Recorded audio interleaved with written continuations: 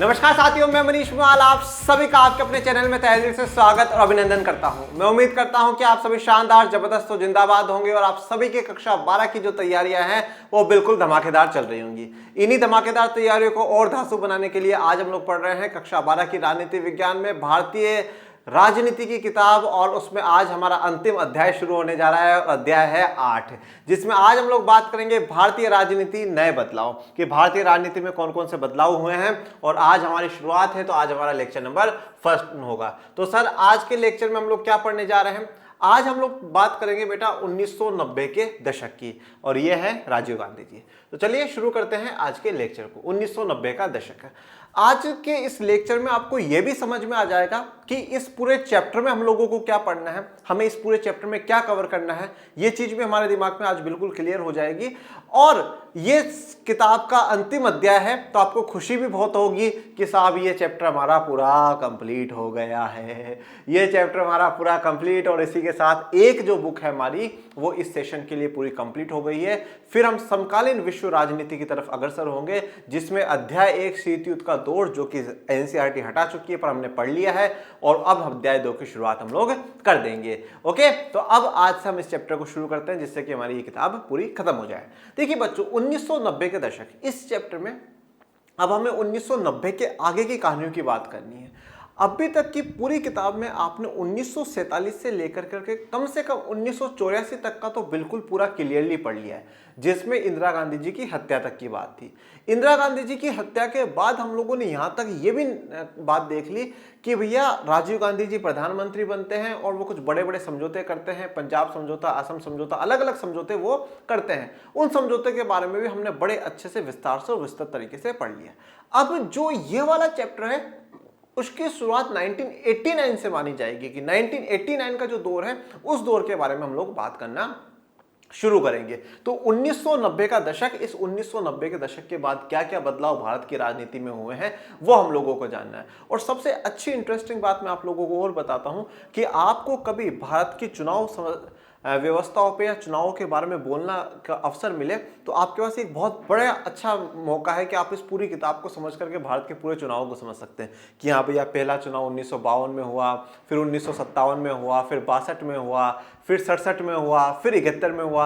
अब कोई बच्चा आपसे पूछ सकता है या कोई व्यक्ति आपसे पूछ सकता है कि यार 67 के बाद तो चुनाव 72 में होने चाहिए थे, 71 में क्यों हुए? तो आप बता सकते हैं कि 70 के दिसंबर में इंदिरा गांधी जी ने लोकसभा को भंग करवा दिया। क्यों भंग करवा दिया? क्योंकि उनको लगा कि भैया मैं किसी पर निर्भर रह करके सरकार नहीं चला सकती, इसलिए अपन को तो बिल्कुल पूर्ण बहुमत वाली सरकार चाहिए। इसलिए 71 में फिर चुनाव कराए गए। 71 के बाद चुनाव 77 में हुए। 77 में क्यों हुए? क्योंकि आपातकाल लग गया था। उसके बाद जो चुनाव है वो 80 में क्यों हुए? क्योंकि जो जनता सरकार बनी थी वो टिक नहीं पाई, और फिर बहुमत के लिए वापस से चुनाव कराए गए। 1980 में हुए, फिर 84 के चुनाव। ठीक है, तो ये पूरी कहानी आप लोगों को अच्छे से विस्तार से समझ में आ चुकी है। तो अब 1990 के दशक में की तरफ हम लोग बढ़ते हैं। 1990 के दशक में बेटा 5 बड़े मुद्दे हैं, जिन 5 बड़े मुद्दों के बारे में आज हमें ये चैप्टर पढ़ना है। 1990 के दशक में 5 बड़े मुद्दे हुए जिनका प्रभाव भारत की राजनीति पर रहा है और अब आगे रहेगा या नहीं रहेगा वो मैं कुछ कह नहीं सकता। उन 5 बड़े मुद्दों में जो बदलाव हमें देखने को मिले, सबसे पहला तो बदलाव हमें ये देखने को मिला बच्चों कि 1989 में कांग्रेस की हार हो जाती है।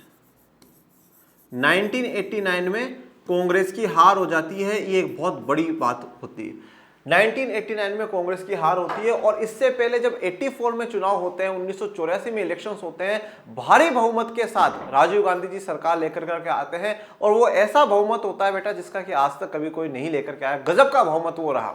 ठीक है, तो उसके बावजूद फिर 89 में सरकार की क्यों हार हुई वो बात हम लोग जानेंगे। और इस 1989 के दौर में एक बात आपको और बड़ी विशेष ध्यान रखनी है कि 89 के बाद का जो दौर शुरू होता है भारतीय राजनीति में वो बड़ा विशेष है। वो बड़ा विशेष क्यों है? क्योंकि यहां से 89 से लेकर करके 2014 तक किसी भी पार्टी को पूर्ण बहुमत नहीं मिला, और सबने गठबंधन की सरकारें बनाई।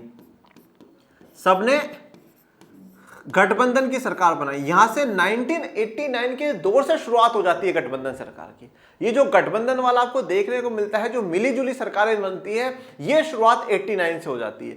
89 से लेकर के 2014 तक जितनी भी सरकारें आई सारी की सारी गठबंधन में आई। फिर 2014 में बीजेपी ने पूर्ण बहुमत के साथ अपनी सरकार बनाई, फिर वहां से गठबंधन सरकार का जो सिलसिला भारत में चलता आ रहा था वो टूट गया। तो मतलब 11 और 14 25 सालों तक गठबंधन की सरकारें भारत पर राज कर रही थी। तो यहां पर हम गठबंधन सरकारों की जो राजनीति है उसको इस अध्याय में समझेंगे। कांग्रेस की हार और गठबंधन की राजनीति, इसकी चर्चा इस अध्याय में होगी।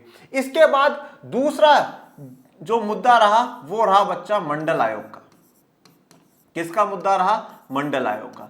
यह मंडल आयोग क्या कहता है? यह मंडल आयोग बनाया गया और मंडल आयोग में के जो अध्यक्ष थे वो बीपी मंडल थे, इसलिए मंडल आयोग कहा गया। और ये मंडल आयोग ने कहा कि जो ओबीसी कैटेगरी है, जो अन्य पिछड़ा जाति के लोग हैं, उनको 27% आरक्षण दिया जाए। जैसे कि एससी एसटी के लोगों को दिया जाता है वैसे 27% आरक्षण दिया जाए। इस मामले पे जब सरकार ने कानून बना करके 27% आरक्षण देने की घोषणा कर दी तो भारत में बहुत ज्यादा हिंसा होती है। जो लोग आरक्षण विरोधी होते हैं, जो मानते हैं कि नहीं आरक्षण नहीं होना चाहिए, उन लोगों के बीच में और आरक्षण समर्थियों के बीच में काफी बड़ी हिंसा उस समय चलती है। तो मंडल आयोग की बात भी हम लोग करेंगे। इसके बाद तीसरा जो मुद्दा है वो था बच्चों बाबरी मस्जिद विध्वंस का। 1992 में 6 दिसंबर 1992 में बाबरी मस्जिद जो विध्वंस हुआ था, जो बाबरी मस्जिद का जो ढांचा गिरा दिया गया था, वो वाला मुद्दा भी हम यहां पर ही कवर करेंगे। इसके बाद एक जो मुद्दा था वो था हमारी नई आर्थिक नीतियां बच्चों, जिसे हम लोग कहते हैं new economic policy. New economic policy, ये न्यू इकोनॉमिक पॉलिसी वही है जिसको आप एलपीजी के नाम से जानते हैं। लिबरलाइजेशन, प्राइवेटाइजेशन, ग्लोबलाइजेशन, उदारीकरण, निजीकरण, वैश्वीकरण। अगर आपने कक्षा 10 में मुझसे पढ़ा होगा तो भी आपने ये चीजें पढ़ी होंगी कक्षा 10 की अर्थशास्त्र में, और अगर कक्षा 11 में अगर आपने इकोनॉमिक्स पढ़ी है तो भी आपने पढ़ी होगी। और अगर आपने कक्षा 11-12 में अर्थशास्त्र नहीं लिया है तो आपको कक्षा 10 की एलपीजी याद करनी पड़ेगी, जहां पर मनमोहन सिंह जी की बड़ी भूमिका है। ये नई आर्थिक नीतियों की भी हम लोग बात करेंगे। और इसके बाद जो पांचवा मुद्दा है वो है बच्चों राजीव गांधी जी की हत्या।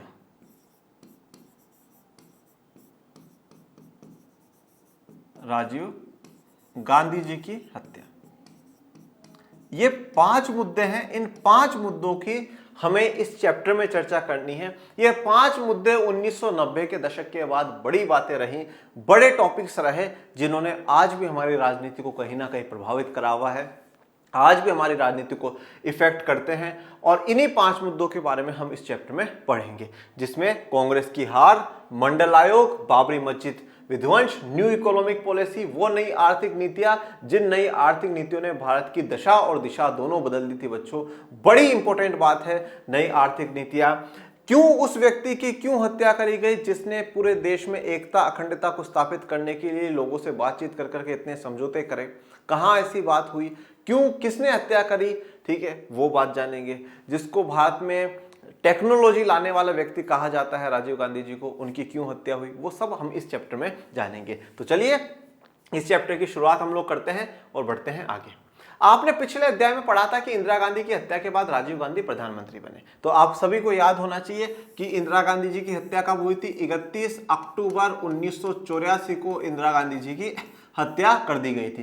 किसने करी थी? उन्हीं के जो बॉडीगार्ड्स हैं, उनके जो अंगरक्षक है, उन्होंने ही इंदिरा गांधी जी की हत्या कर दी थी। और वो उन्होंने क्यों करी? क्योंकि वो जो सिखों के खिलाफ जो हिंसा हुई, और उस हिंसा जब हुई थी अमृतसर के गोल्डन टेम्पल में, जब उग्रवादियों ने गोल्डन टेम्पल को कवर कर लिया था और फिर भारत की आर्मी ने उन लोगों को वहां से भगाया, तो उसमें थोड़ा सा गोल्डन टेम्पल की क्षति पहुंच गई, जिससे सिखों को ये लगा कि नहीं साहब ये तो हमारी धार्मिक भावनाओं के खिलाफ काम हुआ है। तो उस ऑपरेशन ब्लू का बदला लेने के, ब्लू स्टार का बदला लेने के लिए इंदिरा गांधी जी की हत्या उनके 2 सिख अंगरक्षकों ने कर दी, जिसके बाद भारत में एक बहुत बड़ी आंदोलन हिंसा होती है, जो कि कांग्रेस के लोगों के द्वारा, कांग्रेस समर्थित लोगों के द्वारा सिखों के खिलाफ होती है। उसमें काफी लोग मारे जाते हैं। ये पूरी कहानी आप पिछले चैप्टर में पढ़ चुके हैं। तो अब इंदिरा गांधी जी के बाद जो प्रधानमंत्री बने वो राजीव गांधी जी बने। इंदिरा गांधी की हत्या के कुछ दिनों बाद ही 1984 में लोकसभा के चुनाव हुए। राजीव गांधी की अगुवाई में कांग्रेस को इस चुनाव में भारी विजय मिली। तो इंदिरा गांधी जी की हत्या हो गई और उसके बाद 1984 में लोकसभा के चुनाव हुए और राजीव गांधी जी की अगुवाई में लीडरशिप इस बार जो थी राजीव गांधी जी के पास थी और कांग्रेस को इस चुनाव में भारी विजय मिली। ये इंदिरा गांधी जी है। 1980 के दशक के आखिरी के सालों में देश में ऐसे 5 बड़े बदलाव आए जिनका हमारी आगे की राजनीति पर गहरा असर पड़ा। तो 1980 के दशक के आखिरी के सालों में, मैंने क्या कहा, 1989 से शुरुआत हो जाती है, तो आखिरी साल आ गए। 1980 का दशक का मतलब है 80 से 90 तक का जो दौर रहा है, 81 से जो 90 तक का दौर रहा है, ठीक है। तो उस वाले दौर में जो बदलाव आए तो वो 89 से आना शुरू हो गए। तो इसके बाद जो बदलाव आए हैं वो 5 बड़े बदलाव आए हैं। 5 बड़े बदलाव मैंने आपको बताया। कांग्रेस की हार होना एक बड़ा बदलाव, मंडल आयोग का आना, बाबरी मस्जिद विध्वंस होना, नई आर्थिक नीति आना और राजीव गांधी जी की हत्या होना। ये 5 बड़े बदलाव थे जिन्होंने आज तक भारत की राजनीति को प्रभावित कर रखा है। पहला बदलाव, इस दौर की एक महत्वपूर्ण घटना 1989 के चुनाव में कांग्रेस की हार। जिस पार्टी ने 1984 में लोकसभा की 415 सीटें जीती थी वह इस चुनाव में महज 197 सीटें ही जीत सकी। मतलब जो पार्टी 1984 के इलेक्शंस में 415 सीटें जीतती है, 1984 के इलेक्शन में राजीव गांधी जी की अगुवाई में यह पार्टी 415 सीटें जीतती है, वही 89 के इलेक्शंस में आकर के 197 पर अटक जाती है, 197 पर रुक जाती है। मतलब बहुमत से काफी दूर है। बहुमत 272-75 के पास था, सरकार के पास कम से कम 80 सीटों की कमी थी सरकार बनाने के लिए। 415 मतलब 50% से भी कम सीटें मिली है पिछले की तुलना में। मतलब अगर 50% भी माने तो कम से कम 208 सीटें तो मिलनी चाहिए थी, परंतु 50% से भी कम सीटें इन चुनाव में कांग्रेस को मिली। कांग्रेस की बड़ी हार, पहली बात यहां पे पहला बदलाव उस समय में देखने को मिला। 1991 में एक बार फिर मध्यावधि चुनाव हुए और कांग्रेस इस बार अपना आंकड़ा सुधारते हुए सत्ता में आई।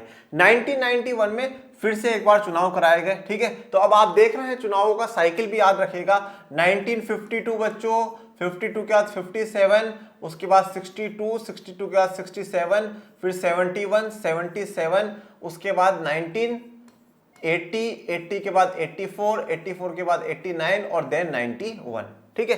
अब 91 के बीच में चुनाव हुए और कांग्रेस ने इस बार अपना थोड़ा सा आंकड़ा सुधारा और फिर से कांग्रेस क्या हो गई, सत्ता में आ गई, पावर में कांग्रेस आ जाती है। फिर से कांग्रेस की जो लहर है वो शुरू हो जाती है, जैसे कि यहां पर आपको तस्वीर में देखने को मिल रहा है।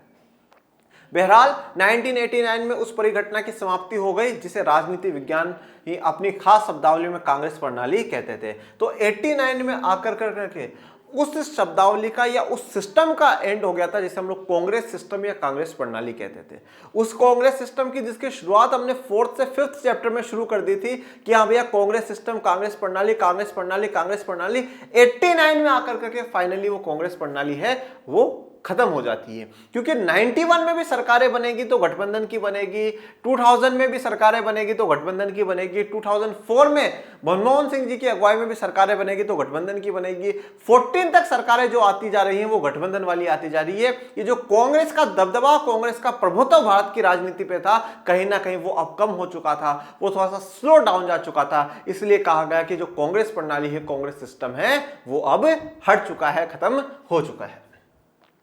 यह बात तो प्रकट ही है कि कांग्रेस एक महत्वपूर्ण पार्टी के रूप में कायम रही और 1989 के बाद भी देश पर किसी अन्य पार्टी के बजाय उसका शासन ज्यादा दिनों तक रहा, लेकिन दलीय प्रणाली के भीतर जैसी प्रमुखता इसे पहले के दिनों में हासिल थी वैसी अब न रही। देखिए कांग्रेस एक महत्वपूर्ण पार्टी रही है, इसमें कोई डाउट वाली बात नहीं है, ठीक है। 1885 में बनी हुई पार्टी, भारत की आजादी में मुख्य भूमिका निभाने वाली पार्टी, 1947 से लेकर करके 89 तक लगातार देश पर शासन करने वाली पार्टी, देश को बड़े बड़े इमारत, बड़ी बड़ी चीजें देने वाली पार्टी, ठीक है। वो कांग्रेस पार्टी एक बड़ा महत्वपूर्ण भूमिका भारत की राजनीति में निभाती है, परंतु उस पार्टी के लिए अब हम ये नहीं कह सकते कि नहीं भैया अब उसका वर्चस्व है, अब उसका वर्चस्व कम हो चुका था, परंतु फिर भी आज भी ज्यादातर जगहों पे कांग्रेस के लिए जो लोकप्रियता थी वो लोकप्रियता बनी हुई थी। उसका शासन ज्यादा दिनों तक रहा, ठीक है, दूसरी पार्टियों की तुलना में उसका शासन ज्यादा समय तक रहा, परंतु अब दलीय प्रणाली में, ठीक है, जो सिस्टम है, जो पार्टी सिस्टम है, उसमें जो पहले जैसी प्रमुखता, जो इंपोर्टेंस कांग्रेस की थी, अब वो कम हो चुकी थी 89 के बाद, ठीक है। क्योंकि 89 में तो आप हार ही गए, फिर 91 में जो सरकारें बनेंगी वो गठबंधन से सरकारें बनती हुई आ रही। ये कांग्रेस का चुनाव चिन्ह, हाथ सबका साथ है। अब दूसरा बड़ा बदलाव राष्ट्रीय राजनीति में मंडल मुद्दे का उदय था। देखिए बच्चों, मंडल मुद्दा क्या है, इस चीज को आप समझिएगा।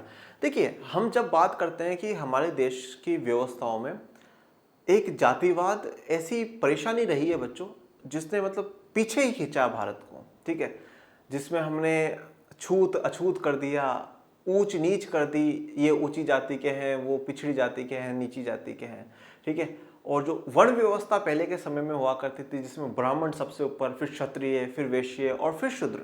तो ब्राह्मण का काम था पढ़ना लिखाना, पूजा पाठ करना, क्षत्रिय का काम था देश की बाउंड्री को प्रोटेक्ट करना, वैश्य का काम था व्यापार करना और शूद्र का काम था इन तीनों की सेवा करना, इन तीनों को हेल्पिंग हैंड बन करके हमेशा से मदद देना। अब ये बात कही जाती है कि जो वर्ण व्यवस्था है वो धार्मिक ग्रंथों का आधार था, धार्मिक ग्रंथों में ये बात थी। परंतु भारत के धार्मिक ग्रंथों में वर्ण व्यवस्था जन्म आधारित नहीं थी बच्चों, कर्म आधारित थी। अगर मैंने किसी भी, जैसे मान लीजिए मेरे माता पिता शूद्र वाला काम करते थे, मतलब इन तीनों कामों के अलावा जो भी काम है वो शूद्र का है। घास काटने का काम है शूद्र का है, सोने से जुड़ा हुआ काम है शूद्र का है, सफाई का काम है शूद्र का है, ठीक है, जूते बनाने का काम है शूद्र का, सारे काम उसमें आ गए। अगर मेरे माता पिता अगर मान लीजिए शूद्र कम्युनिटी वाला काम कर रहे हैं और मैं पढ़ लिख कर करके ब्राह्मण बनना चाहता हूं, तो मैं बन सकता हूं, ठीक है। ये एक प्रकार से सोसाइटी का वर्ग के आधार पर डिवीजन करा गया था, जैसे आज करा है भाई, ये टीचर्स होंगे, ये आईएएस अधिकारी है, ये ऐसा है, वर्ग के आधार पर डिवीजन करा गया। और शास्त्रों में ब्राह्मण किसको बताया गया, जिसको ब्रह्म का ज्ञान हो गया हो। ब्रह्म क्या होता है, जो सुप्रीम लाइट है, जो सुप्रीम है, जो परमात्मा जिसको हम लोग कहते हैं, जिसका ज्ञान हो गया हो, जिससे प्राप्ति, जिसको कल जिन अब हम आम भाषा में संत महात्मा कहते हैं, जो ईश्वर से प्राप्त हो जाते हैं, ईश्वर से मिल लेते हैं, ये आत्मा का परमात्मा से मिलन कराने वाले जो व्यक्ति है, उसको ब्राह्मण कहा गया, ठीक है। तो उसको कहा गया कि भाई आप ईश्वर से, आप ईश्वर की प्राप्ति आपने करी है, तो अब आप लोगों को उसी राह पर लेकर के चलो, आप लोगों को पढ़ाओ, आप लोगों को समझाओ। अगर आज मैंने ही पॉलिटी नहीं पढ़ी होती तो मैं क्या आपको पॉलिटी पढ़ा सकता था? नहीं, मेरा पढ़ा हुआ होना तो जरूरी है। तो इसीलिए बोला आप ईश्वर के रास्ते पर निकल चुके हैं, तो इसलिए आप पढ़ाइए। तो फिर वो व्यक्ति ब्राह्मण कहलाने लगा। देश की रक्षा करने वाला हर व्यक्ति क्षत्रिय कहलाने लगा, जैसे आज हमारे सोल्जर्स, सैनिक और पुलिस करती है।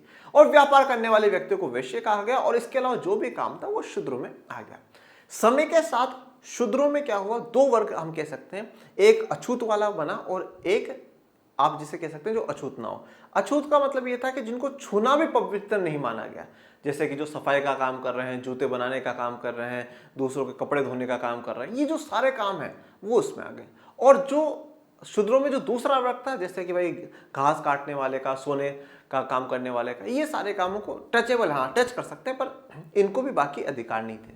अब समय के साथ क्या हुआ, शुरुआत तक सब ठीक था, पर समय के साथ धीरे धीरे क्या हुआ, ये जो कर्म आधारित व्यवस्था थी इसको जन्म आधारित व्यवस्था करती है कि साहब मैं ब्राह्मण हूं तो मेरा बेटा भी ब्राह्मण ही होगा। अब चाहे उसको कुछ आए या ना आए, पर वो ब्राह्मण ही कहलाएगा। मैं शूद्र हूं तो मेरा बेटा भी शूद्र ही होगा, चाहे उसमें कितना ही टैलेंट क्यों ना हो, पर अब उसको पढ़ने लिखने का अधिकार नहीं था।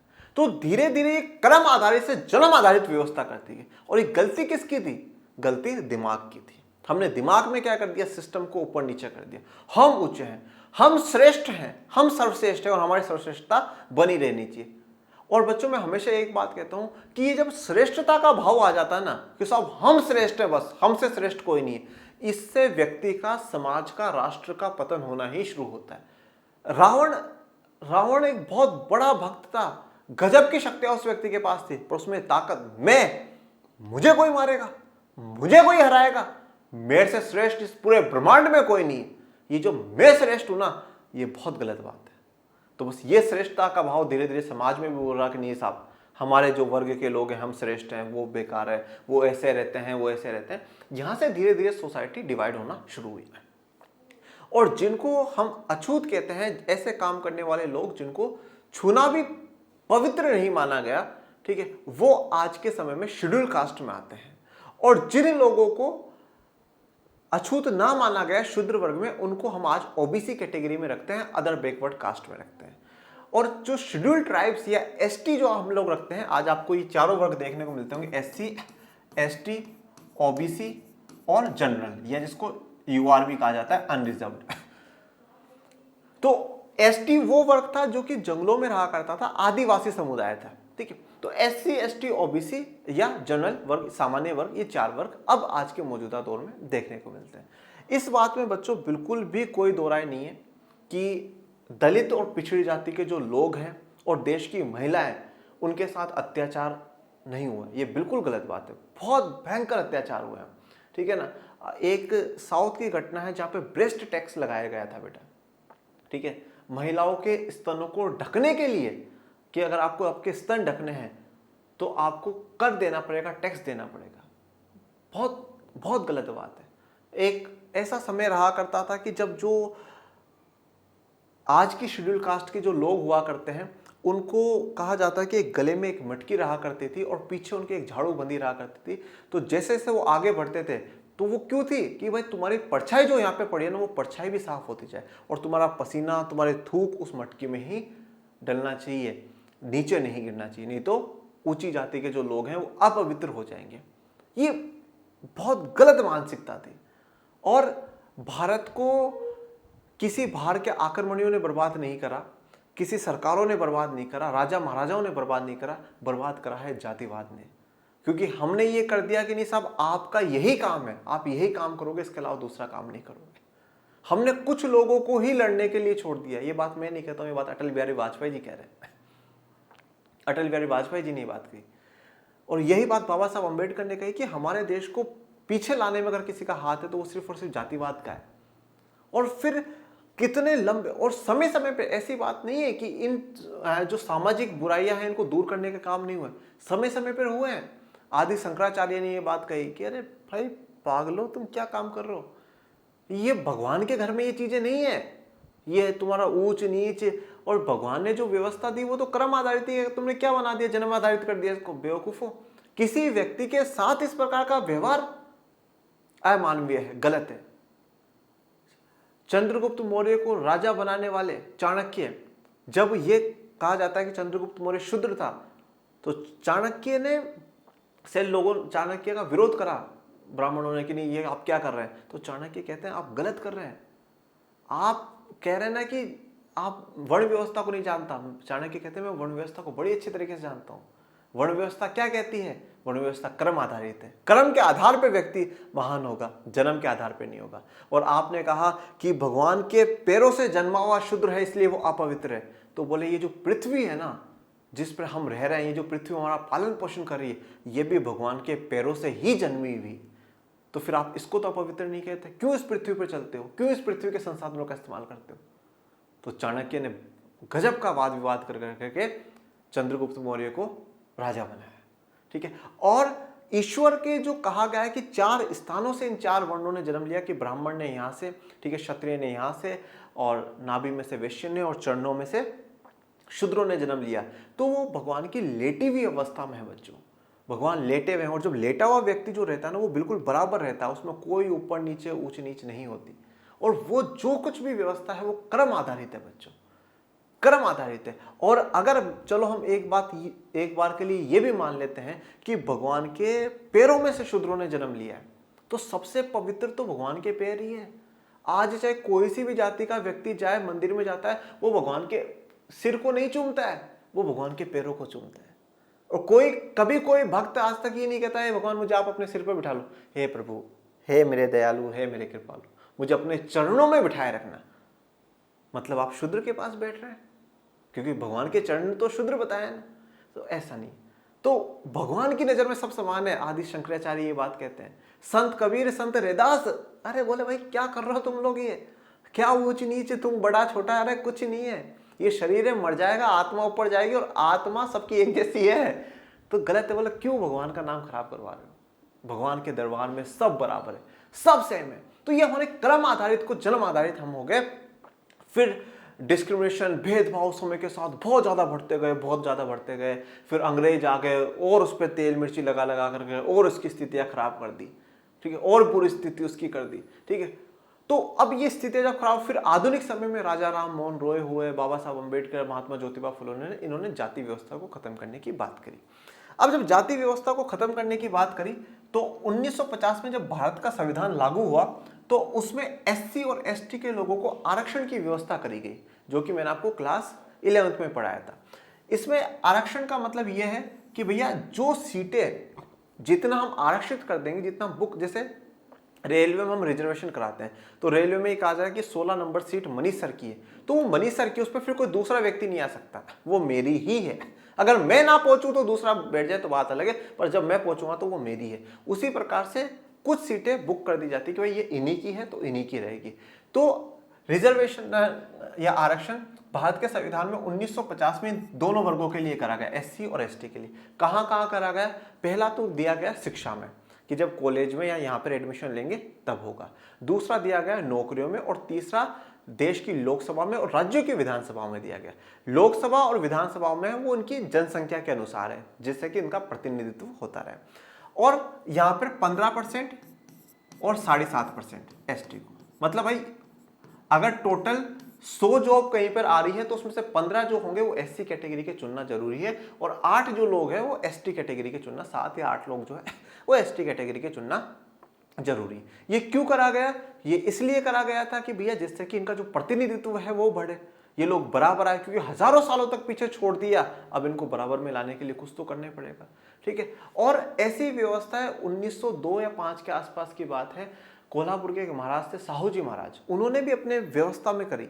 उन्होंने भी ये कहा कि जो 50% के लोग होंगे वो मेरे पिछड़ी जातियों के होंगे मेरे मंत्रिमंडल में, और कोई भी अगर ऊंची जाति का व्यक्ति किसी दलित या पिछड़ी जाति के व्यक्ति से खाने या पीने से मना करता है तो उसको बाहर कर दिया जाएगा। मतलब कहीं ना कहीं वो रिजर्वेशन की, आरक्षण की शुरुआत वहां से हो गई कि हाँ भैया देखो इस प्रकार से आरक्षित कर दे, 50% तो हम इन्हीं को लेकर के चलेंगे। तो एससी एसटी को रिजर्वेशन दे दिया गया। एक कहानी क्या थी, ये पूना पैक्ट वाला, ये जो सब कुछ आप क्लास 10th में पढ़ चुके हो। अब 1950 में एससी एसटी को 15% और 7.5% रिजर्वेशन दे दिया गया। अब उसके बाद फिर अब ओबीसी की बात हुई कि भाई ओबीसी का क्या हाल है, क्या सीन है। तो 1979 में जब जनता सरकार बनी तो जनता सरकार ने मंडल आयोग बिठाया और मंडल आयोग को बोला कि आप ये देखिए कि क्या जो ओबीसी वर्ग है उसको आरक्षण की जरूरत है, उनकी शैक्षिक स्थिति क्या, उनकी क्या स्थिति है उसको समझिए। तो मंडल आयोग बनाया गया और मंडल आयोग ने ये बात बोली कि भाई 27% रिजर्वेशन इनको देना चाहिए शिक्षा में और नौकरियों में। लोकसभा में और विधानसभाओं की बात नहीं हुई, शिक्षा में और नौकरियों में 27% रिजर्वेशन देना चाहिए। तो फिर जब सरकार आती है 1991 में तो वो सरकार इस चीज की घोषणा कर देती है। ठीक है, अब इन तीनों का अगर हम मिलाकर करके देखें तो टोटल बन जाता है 49.50। अब बाकी कौन रह गया? जो सामान्य वर्ग के लोग हैं, जो जनरल कैटेगरी के लोग हैं, वो रह गए। उन्होंने विरोध करा, बोले नहीं साहब ये तो गलत बात है, बोले ऐसे सबको रिजर्वेशन देते रहोगे तो ये तो गलत चीज है। परंतु मैं आपको एक बात बता दूं, रिजर्वेशन कोई ऐसा नहीं है कि जो सिर्फ भारत में चल रहा हो। अफर्मेटिव एक्शन के नाम से दुनिया के अलग अलग हिस्सों में चलता है, अलग अलग प्रकार से चलता है। देश में पिछड़े हुए लोगों को आगे लाने का काम करने के लिए हर सरकार इस प्रकार के काम करती है। अफर्मेटिव एक्शन या सकारात्मक योजनाओं के नाम से उनको जाना जाता है। वो आपने क्लास 11th की पॉलिटी राजनीतिक सिद्धांत में चैप्टर 3 समानता में पढ़ा होगा। तो करा गया, पर सामान्य जाति या सामान्य वर्ग के लोगों ने कहा साहब ये तो गलत है। बोले क्यों गलत है? बोले पहली बात तो क्या है, इससे हमारी सीटें कम हो रही है। अब आपने 50% में बोल दिया कि एससी एसटी ओबीसी के ही लोग आएंगे, तो फिर बाकी हम कहां जाएंगे? तो भाई 50% अभी भी बाकी था। ठीक है, दूसरी बात, इन लोगों का कम परसेंटेज पे सिलेक्शन हो जाया करता था। क्यों कम परसेंटेज? क्योंकि अब इसमें बहुत कम लोग थे जो पढ़ा करते थे। ठीक है, अब सब क्या है, बहुत सालों से वंचित थे, पिछड़े हुए थे, तो पढ़ने के कम अवसर मिले तो कम पढ़ा, थोड़ा सा पढ़ा, थोड़े से में पढ़ते नंबर आ गए। तो कहते थे कि भाई कम परसेंटेज में नंबर आ जाता है तो जो मेरिट है देश की वो नुकसान में पहुंचती है। तो ऐसा नहीं होना चाहिए। विरोध हुआ, ये सब समर्थक थे, वो विपक्ष में थे, दोनों के बीच में थोड़ा सा विरोध हुआ।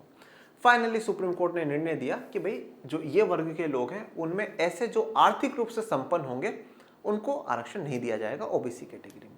ये पूरा मंडल मुद्दा रहा है। तो इस मंडल मुद्दे की बात भी हम लोगों को करनी है। और मंडल मुद्दे की मांग यहाँ पर आप क्यों उठ रही है ये भी देखिएगा, क्योंकि यहाँ पर जो पिछड़ी जातियों का जो उदय है, पिछड़ी जातियों का आवाज उठना यहाँ पर शुरू हो गया था। 70-80 का वो दौर रहा है बच्चों, 70 के बाद का वो दौर रहा है जहां देश में दलित और पिछड़ी जाति के लोगों का उदय हुआ है। उन्होंने आंदोलन करे हैं, उन्होंने अपनी आवाज़ उठाना शुरू करी है, उन्होंने अपने अत्याचारों के खिलाफ सरकार से कानून बनाने की मांग करी है। तो वहाँ से उन लोगों में कहीं ना कहीं जागरूकता आई है और उस जागरूकता का परिणाम था कि वो सरकार से अपने अत्याचारों के खिलाफ कानून मांग रहे हैं, अपने लिए संरक्षण की मांग कर रहे हैं। तो सरकार ने फिर मंडल आयोग बना करके ओबीसी रिजर्वेशन की बात करी है। देखिए, अपना मुद्दा ये नहीं है कि रिजर्वेशन सही है, गलत है, होना चाहिए, नहीं होना चाहिए। अपन बिल्कुल भी अपन पढ़ाई को डिबेट नहीं बनाना बच्चों अपन को, ठीक है ना, कि सही है, गलत है, कैसा है, कैसा नहीं। ये मेरा मुद्दा सिर्फ और सिर्फ आपको समझाना है कि एग्जैक्टली कंडीशन क्या थी और क्या है, ठीक है। हाँ, इस बात में कोई भी दो राय, दो बातों में मैं कहता हूँ कि कोई भी दो राय नहीं है। पहली बात, कोई भी व्यक्ति ये कहे कि नहीं साहब SC ST OBC के जो लोग हैं उनके साथ डिस्क्रिमिनेशन हुआ ही नहीं, या अंग्रेजों के आने के बाद हुआ है, या उस बाहर के आक्रमणी आने के बाद हुआ, ये फालतू की बात है। डिस्क्रिमिनेशन हजारों सालों से होता हुआ है, इसमें कोई डाउट वाली बात नहीं। इस बात को स्वीकार करना चाहिए। और बहुत अमानवीय गतिविधियों वाला डिस्क्रिमिनेशन हुआ है, बहुत गंदा डिस्क्रिमिनेशन, भेदभाव हुआ है, इसमें कोई दो राय वाली बात नहीं। दूसरी बात यह है कि अगर आज लोग ये कहे कि नहीं साहब SC ST OBC की तो दशा और दिशा सुधरी नहीं, गलत बात है। 1950 में भारत के संविधान लागू होने के बाद उस समय से पहले की स्थिति और आज की स्थिति में देखेंगे बहुत बड़ा बदलाव है। काफ़ी ऐसे लोग हैं जिनकी स्थितियां सुधर चुकी है, बदलाव आया है, अत्याचारों में भी कमी है, बदलाव है, एक अच्छा पॉइंट है। तीसरी बात ये, कोई ये कहे कि नहीं आज साहब बिल्कुल ही भेदभाव नहीं होता, कौन मानता है जाति को? मैं तो नहीं मानता जाति को, मेरे साथ तो सभी जाति के दोस्त हैं। अरे भाई, तेरे मानने या नहीं मानने से क्या होता है? गाँव में जाकर के देखो, गांव में लोग, आप किसी भी कास्ट का, आप अपनी दूसरी कास्ट बताओ जो कि लोअर कास्ट में आती हो, लोग आपको घुसने तक नहीं देंगे। गांव में हालत है, घोड़ियों पे चढ़ने नहीं देते लोग। मतलब काफी लोगों की जो दलित कम्युनिटी के लोग होते हैं, उनकी पुलिस की निगरानी में यार बारात निकलती है। बताओ, ऐसा लग रहा हो कोई हमने क्राइम कर दिया, पुलिस मेरे चार पीछे घूम के ऐसा कर। तो तीनों बातें सत्य हैं, भेदभाव हुआ भी है, आज भी काफी जगहों पे भेदभाव हो रहा है, और तीसरी बात, सुधार भी हुआ है। सुधार के लिए भी आप मना नहीं कर सकते, ये नहीं कह सकते कि नहीं साहब आज तो अभी तक कुछ ही सुधार नहीं हो, जैसा पहले होता था वैसे आज हो रहा है।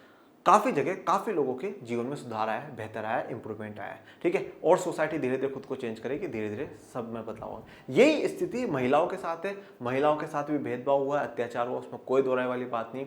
आज स्थितियां सुधरी है, बिल्कुल सही बात है, परंतु अब भी और सुधारना जरूरी है, ठीक है। ये अपना कंक्लूजन है, क्लियर है, ये मंडल मुद्दा है। 1990 में राष्ट्रीय मोर्चा की नई सरकार ने मंडल आयोग की सिफारिशों को लागू कर दिया। इन सिफारिशों के अंतर्गत प्रावधान किया गया कि केंद्र सरकार की नौकरियों में अन्य पिछड़ा वर्ग को आरक्षण दिया जाएगा। कितना? 27% आरक्षण दिया जाएगा। सरकार के इस फैसले से देश के विभिन्न भागों में मंडल विरोधी हिंसक प्रदर्शन हुए, ठीक है, कि जो मंडल आयोग है ये गलत है, और ये जो व्यवस्था करी गई 27% आरक्षण की, ये गलत है। अन्य पिछड़ा वर्ग को मिले आरक्षण के समर्थक और विरोधियों के बीच चले विवाद को मंडल मुद्दा कहा जाता है। तो जो आरक्षण के समर्थक थे कि हाँ मिलना चाहिए, और जो विरोधी थे वो नहीं मिलना चाहिए, तो उसे मंडल मुद्दे के नाम से जाना गया। दोनों पक्षों की कुछ कुछ बातें अच्छी, विरोधियों ने भी जो बात कुछ कही सही थी, और समर्थकों ने भी जो कहा कुछ सही था। इसने 1989 के बाद की राजनीति में एक अहम भूमिका निभाई है। अब तीसरा मुद्दा था, विभिन्न सरकारों ने इस दौर में जो आर्थिक नीतियां अपनाई वे बुनियादी तौर पर बदल चुकी थी। इसे ढांचागत समायोजन कार्यक्रम अथवा नई आर्थिक सुधार के नाम से जाना जाता है। देखो बच्चों, अब इसकी भी थोड़ी सी कहानी अपन समझ लेते हैं। 1990 के तक, 1947 से लेकर करके 1990 तक की जो कहानी थी वो ये थी कि भारत मिश्रित अर्थव्यवस्था तो है, पर वो समाजवाद की तरफ ज्यादा झुका हुआ है। ये बात हम अध्याय 3 में पढ़ भी चुके हैं। मिश्रित होते हुए भी समाजवाद की तरफ ज्यादा झुका हुआ है, और उससे क्या हुआ कि भारत ने अपनी अर्थव्यवस्था को बिल्कुल बंद कर लिया। हम बाहर के किसी कंपनी को हमारे देश में नहीं आने देंगे, हम ज्यादा चीजें इंपोर्ट नहीं करेंगे, मंगवाएंगे नहीं, हम एक्सपोर्ट भी नहीं करेंगे। अब क्या होता है, कुछ भी विदेशों में लेन देन होता है तो वो बेटा डॉलर में होता है। अब हम क्या करते थे, कुछ चीजें मंगवा तो लेते थे, जो जरूरी था वो तो मंगवाते थे, क्योंकि भाई हरित क्रांति से पहले तो हम गेहूं अमेरिका से मंगवा रहे हैं, तो भैया अब पेमेंट तो आपको डॉलर में करना पड़ेगा। पर आपके पास डॉलर नहीं आ रहा, और वो डॉलर कैसे आता? जब आप बाहर से कंपनियों को यहाँ पे बुलाते हैं, आपके लोग विदेशों में काम करने जाते हैं, आप विदेशों को सामान बेचते, तब वो आपको डॉलर देते हैं। परंतु हमने तो हमारी अर्थव्यवस्था को बंद कर रखा था। तो हमारी ये स्थिति 1990 तक हो गई थी बच्चों, कि हमारे पास हमारे देश को कर्जा चुकाने तक का भी जो फॉरेन करेंसी है वो नहीं बची, और फिर गोल्ड के द्वारा वो कर्जा चुकाया गया। तो उस समय वित्त मंत्री जो थे वो थे हमारे मनमोहन सिंह जी। तो उन्होंने बोला साहब अब समय आ चुका है कि हमें हमारी अर्थव्यवस्था को द्वार खोल देने चाहिए। और 1991 में फाइनली हमने हमारी अर्थव्यवस्था के द्वार खोल दिए और उसके तहत एलपीजी की पॉलिसी आई, लिबरलाइजेशन, प्राइवेटाइजेशन, ग्लोबलाइजेशन। इस पॉलिसी का विपक्ष के लोगों ने, काफी लोगों ने विरोध करा, परंतु एक बात ये सत्य रही कि चाहे किसी भी पार्टी की फिर बाद में सरकार बनी हो, किसी भी पार्टी ने इन पॉलिसी को बंद नहीं करा, चला करके रखा। और देखिए, मैं मनमोहन सिंह जी के एक राजनेता से ज़्यादा उनका एक इकोनॉमिक्स पे बहुत बड़ा फैन हूँ। उन व्यक्ति के टैलेंट पर आप शक नहीं कर सकते। वो व्यक्ति अगर ये कह देता है कि भैया इतनी जीडीपी गिरेगी और इतनी बढ़ेगी, तो वो गिरेगी, बढ़ेगी। उस व्यक्ति के टैलेंट की कोई सीमा नहीं है भैया। गजब का फैन हूं मैं उनका इकोनॉमिस्ट में, गजब का ही खतरनाक इकोनॉमिस्ट है वो व्यक्ति। तो उन्होंने अगर वो पॉलिसी लेकर के आए हैं तो फिर आप ये मान करके चलिए कि उसमें कोई डाउट है नहीं, सोच समझ करके ही उन्होंने लागू करी। और मनमोहन सिंह जी का जो विपक्ष के जो लोग हुआ करते थे वो भी बड़ा समान बोलने आते, ये व्यक्ति का बराबर के टक्कर का आदमी है नहीं, तो ये कर रहा। तो बाद की जो पार्टी है उन्होंने उसको लागू रखा। और आपको पता होना चाहिए मनमोहन सिंह जी एक ऐसे व्यक्ति हैं जो भारत के आरबीआई के गवर्नर भी रहे, वित्त मंत्री भी रहे भारत सरकार में, और उसके बाद भारत के प्रधानमंत्री भी बने। ओके, तो इन्हीं को नई आर्थिक सुधार, नई आर्थिक नीतियां कहा जाता है।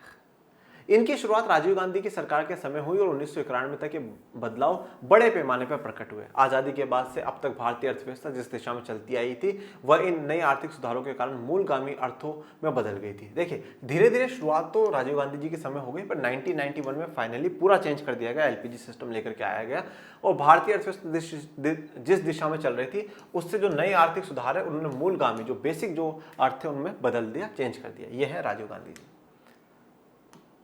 नई आर्थिक नीतियों की विभिन्न आंदोलन और संगठनों की तरफ से भरपूर आलोचना हुई। तो काफी ऐसे आंदोलन हुए जिन्होंने एलपीजी का विरोध करा, काफी संगठनों ने क्या है इसकी आलोचना करी कि नहीं नहीं भैया एलपीजी गलत है, और वो क्यों करी वो हम आगे पढ़ेंगे। बहरहाल इस अवधि में जितनी सरकारें बनी सबने नई आर्थिक नीति पर अमल जारी रखा। ठीक है, तो सबने इस पर जारी अमल रखा कि हाँ भैया हटाई किसी ने नहीं, सबने रखा कि हाँ भाई चलने दो चलने दो चलने दो। अब जो नेक्स्ट बड़ा बदलाव था, चौथा, घटनाओं के एक सिलसिले की परिणति अयोध्या स्थित एक विवादित ढांचे बाबरी मस्जिद के रूप में प्रसिद्ध के विध्वंस के रूप में हुई। यह घटना 1992 के दिसंबर महीने में घटी थी। तो जो चौथी घटना वो यह है कि बाबरी मस्जिद जो है उसका विध्वंस कर दिया गया था, बाबरी मस्जिद को गिरा दिया गया था। ये बाबरी मस्जिद है, इस बाबरी मस्जिद को गिरा दिया गया था। ये कहानी है 6 दिसंबर 1992 की। इस घटना ने देश की राजनीति में कई परिवर्तनों को जन्म दिया और उनका प्रतीक बनी। इस घटना से भारतीय राष्ट्रवाद और धर्मनिरपेक्षता पर बहस तेज हो गई। ठीक है, तो अब इस घटना से थोड़ा सा क्या है कि धर्मों के बीच में जो आप कह सकते हैं कि जो भाव है वो चेंजेस हो गए कि नहीं साहब बाबरी मस्जिद गिरा दी गई।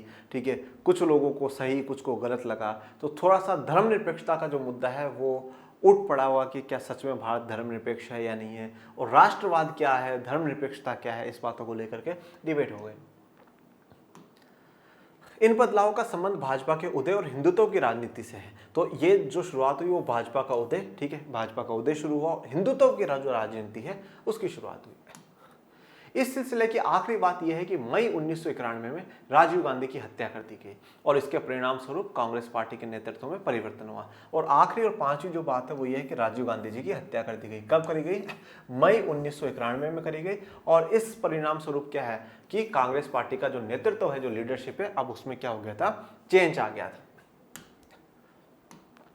राजीव गांधी चुनाव अभियान के सिलसिले में तमिलनाडु के दौरे पर थे, तभी लिट्टे से जुड़े श्रीलंकाई तमिलों ने उनकी हत्या कर दी थी। तो देखिए, अब राजीव गांधी चुनाव अभियान में तमिलनाडु के दौरे पर थे, ठीक है, क्योंकि 91 में आपको पता है कि इलेक्शंस की बात थी, तो तमिलनाडु में चुनावी अभियान के दौरे पर चल रहे थे। और लिट्टे क्या है? LTT है बेटा, वो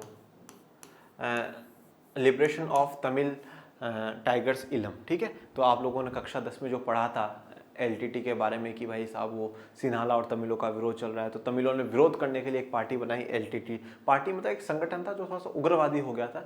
और भारत में दक्षिण साइड में आपको पता है कि भाषा को लेकर के लोग काफ़ी संवेदनशील है, तो तमिलनाडु के लोग ये चाहते थे कि भारत सरकार किसको सपोर्ट करे, तमिलों को सपोर्ट करे, क्योंकि तमिलों के ऊपर गलत हो रहा है, अत्याचार हो रहा है, ठीक है। और तमिलनाडु में जो बोलने वाले लोग हैं वो भी तमिल है, तो बोले बिल्कुल ऐसा होना चाहिए कि भारत सरकार श्रीलंका का विरोध करे, सिन्हाला सरकार का। परंतु जब भी कोई सरकार काम करती है तो बेटा उसको काफ़ी चीज़ें देखनी पड़ती है कि हमारे उस देश के साथ संबंध कैसे होंगे, कैसे नहीं, ये सब कुछ। तो लोगों को, तमिलनाडु के लोगों को, और जो कि एलटीटी से जुड़े हैं, तो उनको ऐसा लगा कि साहब सरकार जो है ना तमिलों को बचाने का काम नहीं कर रही, तो फिर उस गुस्से में आकर करके राजीव गांधी जी की हत्या कर दी जाती है। ये श्रीलंका का तस्वीर आपको मैंने दिखाई है। 1951 के चुनाव में कांग्रेस सबसे बड़ी विजय पार्टी के रूप में सामने आई। राजीव गांधी की मृत्यु के बाद कांग्रेस पार्टी ने नरसिम्हा राव को प्रधानमंत्री चुना। तो राजीव गांधी जी की मृत्यु के बाद नरसिम्हा राव जो है वो प्रधानमंत्री बनते हैं और इन्हीं के नेतृत्व में फिर एलपीजी पॉलिसी आती है। यही मनमोहन सिंह जी को फाइनेंस मिनिस्टर, वित्त मंत्री बनाएंगे, जो कि पॉलिसी लेकर के आएंगे। ओके, तो आज अपना यहाँ पर लेक्चर कंप्लीट, और ये कुछ थोड़ा सा नया नया सा आप लोगों को दिख रहा होगा, ठीक है, कि थैंक यू में बड़ा बदलाव कर दिया है। तो बच्चों, आज का ये चैप्टर आप लोगों को, आज का लेक्चर कैसा लगा वो ज़रूर बताइएगा, और पढ़ने में मज़ा आ रहा है नहीं आ रहा वो भी बताइएगा। और बच्चों, अपने चैनल को प्लीज़ सब्सक्राइबर्स जो है वो ज़्यादा से ज़्यादा आप लोग कराइए, ठीक है। और जो डिस्क्रिप्शन में आर्ट्स के टेलीग्राम चैनल का लिंक दे रखा, प्लीज़ उसको भी ज्वाइन करिए। और बच्चों, पढ़ते रहिए, आगे बढ़ते रहिए। आप कोशिश करिए कि कोई भी वंचित ना रहे, सब तक पढ़ाई पहुंचे, तो उसके लिए आपको लाइक शेयर करना पड़ेगा। और मिलते हैं नेक्स्ट लेक्चर में, तब तक के लिए थैंक यू सो मच। जय हिंद, जय भारत।